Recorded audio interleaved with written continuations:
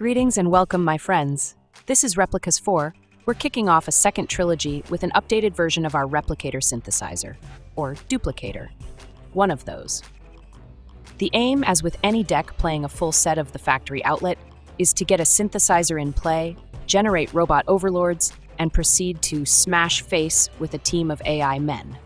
The difference here is we're also trying to increase the amount of robot overlords that are generated. And we have a new card to give us a huge advantage on board if the game goes long. Let's get in there. We're playing the full set of Case of the Uneaten Feast, the 1-mana enchantment that gains us a life when we have one of our men enter play on our side. When we solve the case, we can sacrifice it to be able to play dead men out of our grave. Unfortunately, we aren't playing any men, so this is here only for the life gain. We have several ways to generate tokens, and this could gain us enough life to keep us in a game while we build up to lethality. 3 Steps Ahead is a staple of our synthesizer lists for its 3 modes, which are all rather useful.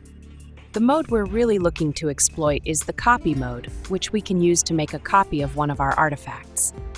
The factory in particular is the card we want to copy the majority of the time. Once we've built up our board, the counterspell option is a great way to make sure we don't get hit with a board wipe. And the third option gives us a chance to dig up more ammo. Cryogenic Relic is a 2-mana artifact that gives us a draw when it leaves and when it enters. With it, we can slow down an enemy while we draw our way into more cards. The card draw can be critical, as that can be what helps us out of a jam where we are stuck on lands. Innkeeper's talent is a surprise addition to the deck. While we don't need to pump our robot overlords, the ability of the talent to double the amount of counters being added to permanents we control is so good, it's worth adding it to the deck to help out our Planeswalkers. In specific, we want to be able to boost Ajani's loyalty. Perilous Snare is our sole removal this time around. With it, we can snag any non-land permanent the opponent controls. It's a great way to take out a problematic permanent or a blocker. When we get to max speed, we can use the snare to add stat-boosting counters to our men. Ajani, Outland Chaperone is a new card, and with it we can generate token men. His -2 ability gives us the option to take out a tapped enemy, but it's his ultimate that we are looking to fire off. And it is the reason we've added the talent as well as the case. If we get to be able to -8 Ajani, we'll get a look at the top X cards of our deck, where X is our life total. And we can put all 3 mana or less permanents from those cards right into play. While this only hits permanents, it's enough to get our factories and other cards that trigger them. After that, we just chill and counter any potential sweepers before we claim victory. The synthesizer is our key card. The factory will generate our robot overlords, and when it enters, we get to scry 2. It's a great way to line up future plays or help us find cards to keep generating our AI men. The Helm is the perfect companion to the synthesizer. With it in play, we'll generate a map token with every artifact token that enters play on our side. We can usually create a pile of map tokens, which in turn boost the stats of our robot overlords. And to help our cause further, we can activate the Helm to create a token of any artifact token we already have. Ideally, we're making a pile of token synthesizers, but making copies of our snare is also a great way to demolish the opponent. All Fate's Scroll is a mana artifact. We are in 3 colors this time around, and the mana fixing can help us get the right color mana we need to play out our cards. Later in the game, we can sacrifice the scroll to draw cards equal the number of differently named lands we control. That can give us up to 6 fresh cards with the mana base we're playing, though 4 or 5 is always good too. Aetherize is a great defensive measure against enemy men. It doesn't matter what abilities they have, if they are coming at us, we can return them right back to their owner's hand. Damages? Not today, Satan. Elspeth, Stormslayer, is our duplicator. With Elspeth in play, we'll get double the usual number of tokens. We copy a factory, we get 2 of them. We generate robot overlords, we get double the amount. Her +1 ability gives us a pair of token men that we can use to block with while our robot overlords do the heavy lifting. With enough power in play, we can use her 0 loyalty ability to give our men some pump and flying. It's all over but the crying. Her -3 ability lets us destroy an enemy with mana value 3 or more. perfect for all the tapeworms we find in the current standard. For lands, we're playing 4 Fabled Passage, the special land we can sacrifice to fetch out any basic. 4 Meticulous Archive, the Azorius Surveil land. 4 Floodfarm Verge, the plains that becomes a dual when we have a plains or island in play. 2 Forest, 5 Island, and 5 Plains. Playing the deck is rather straightforward. We start building up with a case and use our relic to slow down an enemy. The card draw it provides can help us find more ammo and continue to build up. A synthesizer is key. With it we can start generating our AI men.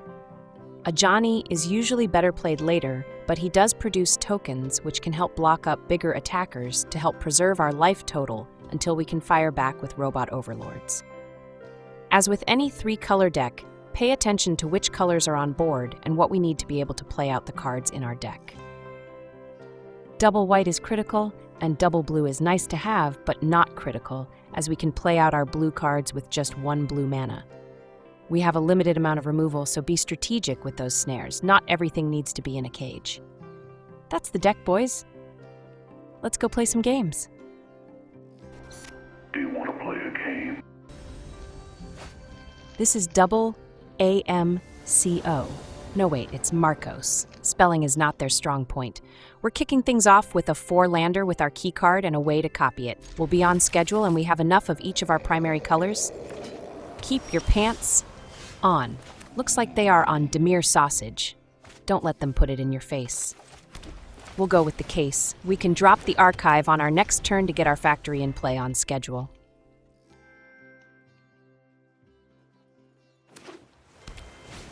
They play out a monument. They're on that amazing mill deck that wipes out your library on turn 7. They'll be loaded with card draw and removals, along with the signature rupture to mill away half our deck. Our Surveil land shows us a talent on top, and while we don't have the mana for it, I don't want to bin it and help their cause. We'll keep it on top to spite their face. They fire off a stock up. It is very likely they are looking for more mana or their signature sweeper. It's time for our factory outlet to get in there. We'll start slashing prices. We're trying to save you money, bro. On top, we have a pair of lands. The chances are good they will mill them away, so we'll keep them on top.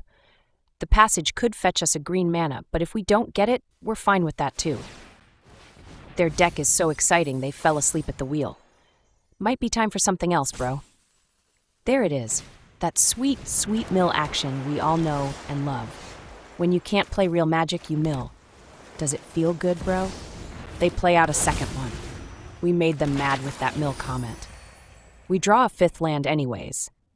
With a Helm, it's nice to have 5 mana, since we can play it out and activate it right away. Here, we shouldn't wait and get it in. At best, we can get in for damages. At worst, we make them burn some mana and cards on a removal for our first Robot Overlord. They fire off a stock up. Our Robot Overlord might not be too threatening to them yet.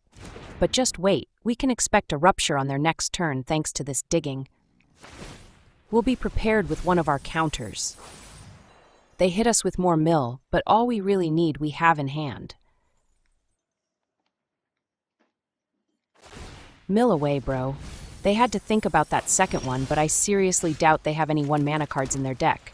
That's not the way Mill does it. They milled away a factory, but we drew another one anyways. That's not our play, though. What is making a second Robot Overlord to pump the first one. Then we send it. Shipping is always free.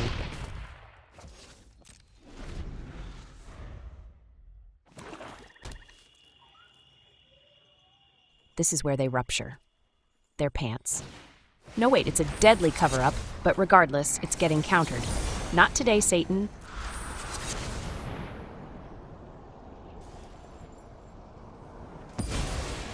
And that's GG's, Extra Robot Overlord cheese. This is Taurus the 4th. He comes from a long line of men with cow heads. We get a 4-lander with a talent, a helm, and our amazing 3 steps ahead. Not the best hand, but the Surveil land gives us an extra look, and the 3 steps ahead can be used to dig. Keep your hopes up. That's a case on top, but we'll bin it. We need to be able to generate men to make that useful. We draw a case anyways, that's the shuffler for you. We'll play out the talent. We'll be able to start roiding up any token we can get in play. They smelf it up in here. We can't smelf what they're cooking, but with only one land, it stinks. Playing the Helm out here is an option, but getting the case down lets us take the talent up a level. If we can get it up to level 3 before we drop Elspeth, she'll enter with double her normal starting loyalty. They throw down an Innkeeper's talent of their own. Still no second land, though. I'm not sure why someone would keep a single land hand.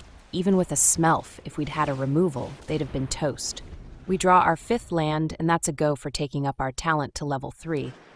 They finally play out a second land and then double down on talents. That is one roided up smelf. We draw another land. I'm not trying to be a landlord here. It's time for Elspeth to get in there. Luckily, we can make some tokens and use them to block up that giant beatstick of a smelf.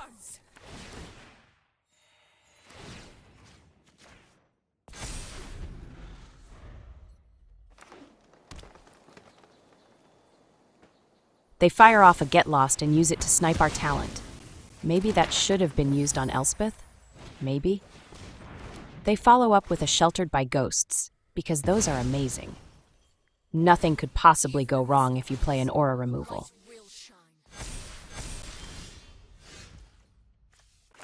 With all these map tokens, we'll play out a Helm. We can keep making more and use them while we still have men. That's another 3 steps ahead on top, but I don't think that's enough action. We'll bin it.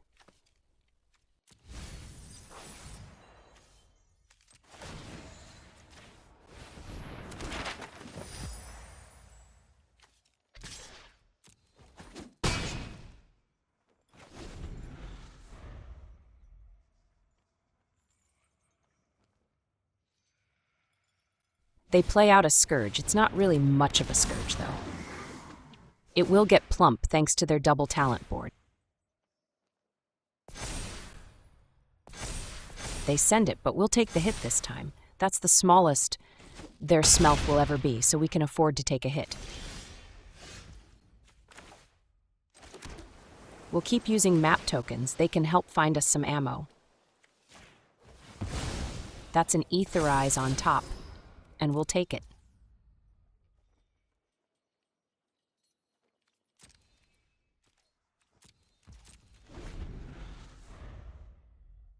They play out a Hunter's talent, which is bad news because not only is it removal, it also gives their men trample. That's a negative Ghost Rider. The pattern is full. And we have enough mana for the draw option, so we'll dig.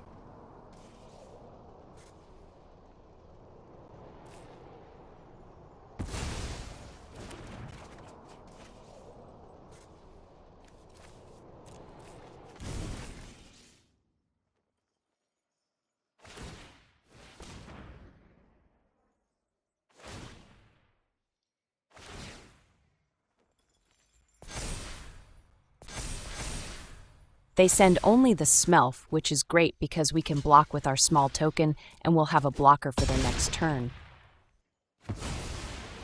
We drew a Snare. It's great removal, but let's see if we can use our Aetherize first. Maybe they don't know what it does.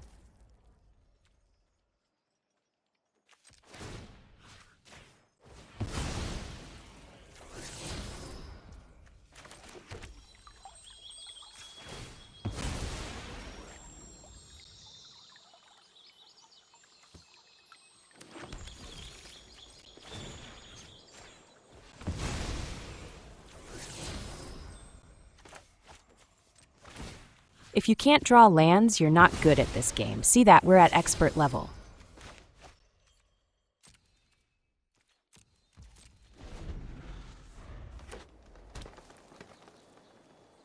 They play out an Authority. All the men we can't generate will enter tapped. Nice, bro. Real nice. They follow up with a Wall. I mean, it looks good on paper in this deck.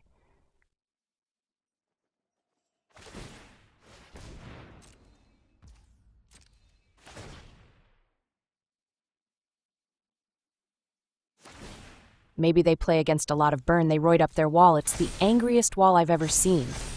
That does pump their Scourge, so it's not entirely useless. They must be familiar with Aetherize. They send only the Scourge.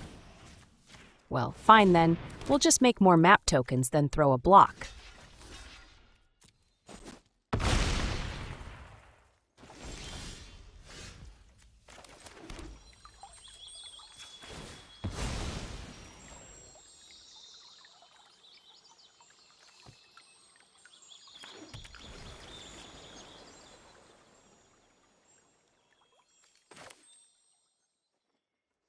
All these lands are great because we have more than enough mana to pay all these ward costs. We'll have to pay an extra 2, then pay 1 twice.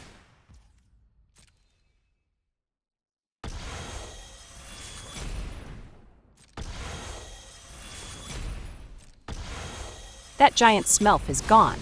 He'll stay safe in this here cage the rest of the game. Then we can make some men and gain a little bit of life.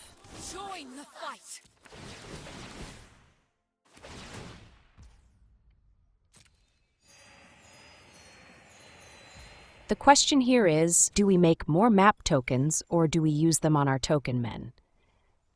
We need good draws, and use a pair of map tokens could save our rear end. That's a 3 steps ahead on top. We'll keep it.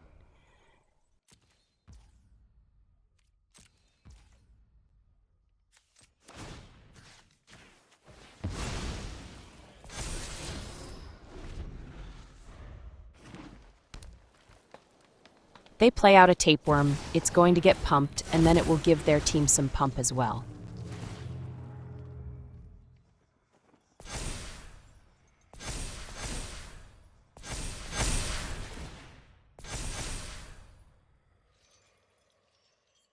They send the Scourge, but it's going at us and not at Elspeth. I mean, sure, we go down to 2 life, but that leaves our Elspeth in play. We've got a chance.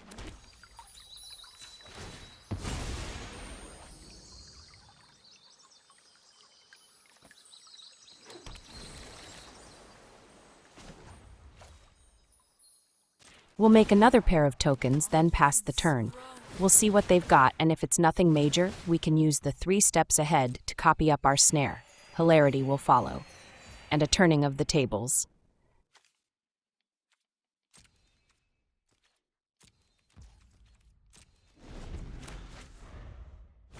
They play out an ooze. Sure, bro, that's not a problem.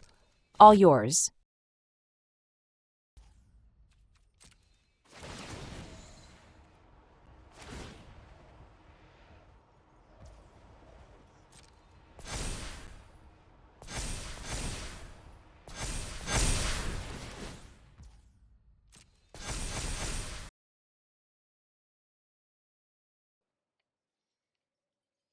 They oopsie-poopsie right in their pants and send it. They must have totally forgot about our Aetherize. It's time to ship these men back to where they came from. Smell you girls later. Don't forget to write.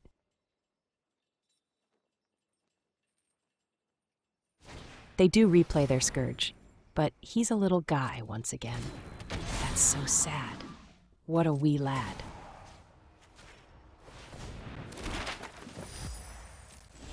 We draw an Ajani. I'm surprised it's not another land. That's more token men and we can set up a defensive front like no other. Your friendship is what makes you strong. Stand by my side, friend.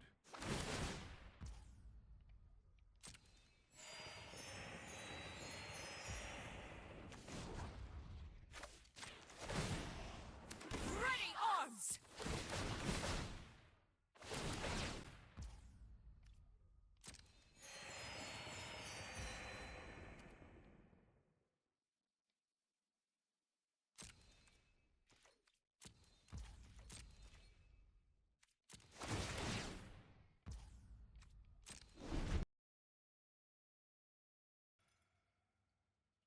They fire off a split up to take out all untapped men.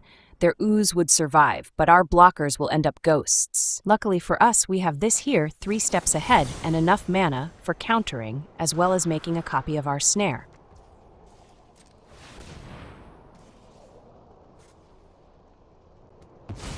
And thanks to Elspeth, we'll get not just 1 token snare, but 2 of them.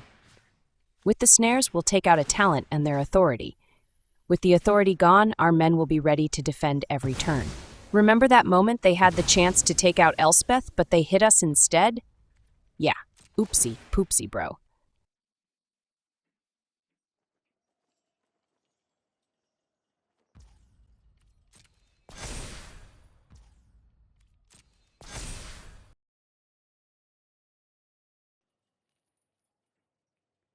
They send it. No, wait, they back out. All that roid rage and they can't do anything.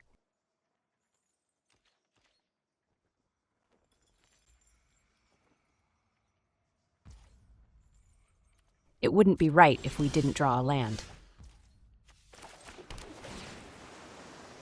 On top, we have a factory. The turn 20 synthesizer is going to hit just right. Right in their face. We'll keep eating away at their board. They're on fumes, and we're about to start getting warmed up.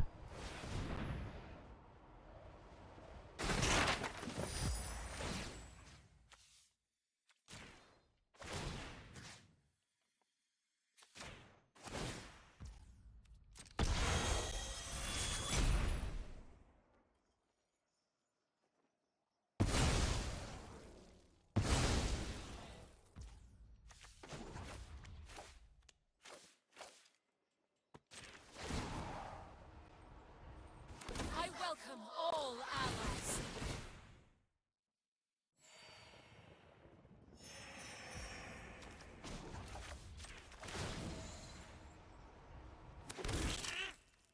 Side by side we fight. We've managed to gain 20 life from our low point when they brought us down to 2. Your go, my bro.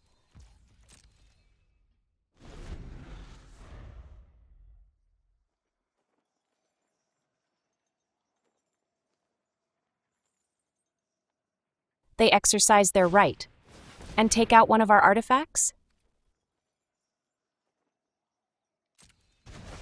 Let's see what they nabbed.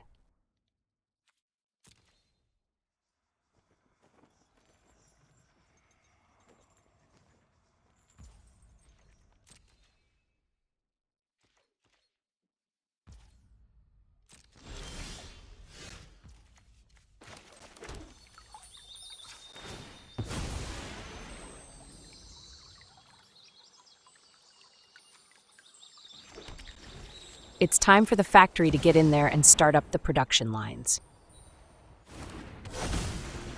On top, we have an Elspeth and an Aetherize. We'll ship Elspeth on down, but we might be able to make use of the Aetherize. We'll use the Elspeth pump and start chipping away at their life total. That wall sure has done a lot of blocking.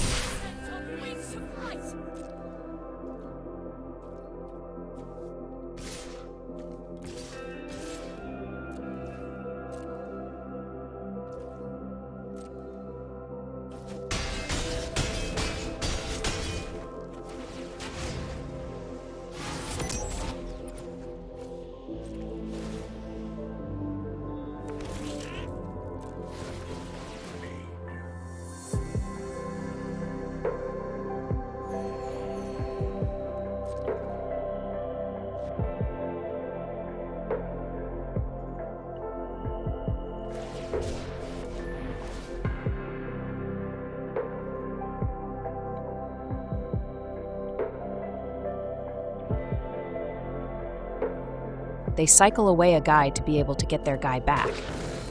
I don't think he can block our men, though. They must really love that ooze.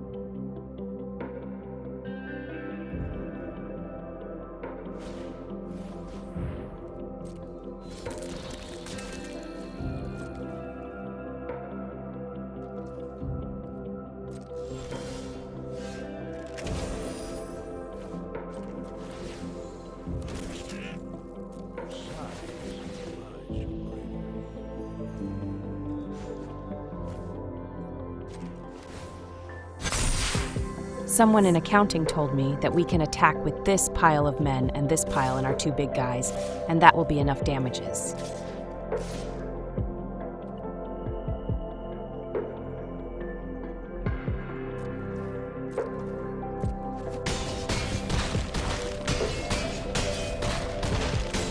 That's GG's. Synthesizer cheese was not needed.